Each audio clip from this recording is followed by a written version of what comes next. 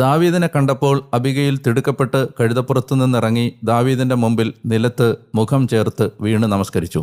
അവൾ അവൻ്റെ പാദങ്ങളിൽ വീണ് പറഞ്ഞു, എൻ്റെ പ്രഭോ, ഈ തെറ്റ് എന്നിൽ മാത്രം ആയിരിക്കട്ടെ. നിന്റെ ദാസി നീ കേൾക്കെ സംസാരിച്ചു കൊള്ളട്ടെ. നിന്റെ ദാസിയുടെ വാക്കുകൾ കേൾക്കണമേ. നാബാലിന് മേൽ ആ കൊള്ളരുതാത്തവൻ്റെ നേർക്ക് എൻ്റെ യജമാനൻ വികാരം കൊള്ളരുതേ. എന്തെന്നാൽ അവൻ്റെ പേര് പോലെ തന്നെയാണ് അവൻ്റെ പേര് നാബാൽ, അവനോടൊപ്പം ഭോഷത്വമാണ് ഉള്ളത്.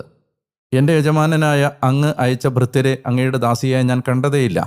ആകയാൽ എൻ്റെ പ്രഭോ, ജീവിക്കുന്ന കർത്താവാണേ, നിന്റെ സജീവാത്മാവാണേ, നീ രക്തപാതകത്തിൽ പ്രവേശിക്കുന്നതിലും സ്വയം കാര്യങ്ങൾ കൈകാര്യം ചെയ്യുന്നതിലും നിന്ന് നിന്നെ കർത്താവ് തടഞ്ഞിരിക്കുന്നുവല്ലോ. അതുവഴി നിന്റെ ശത്രുക്കളും എൻ്റെ നാഥനായ നിന്റെ നേർക്ക് തിന്മ നിരൂപിക്കുന്നവരും നാബാലിനെ പോലെ ആയിത്തീരട്ടെ.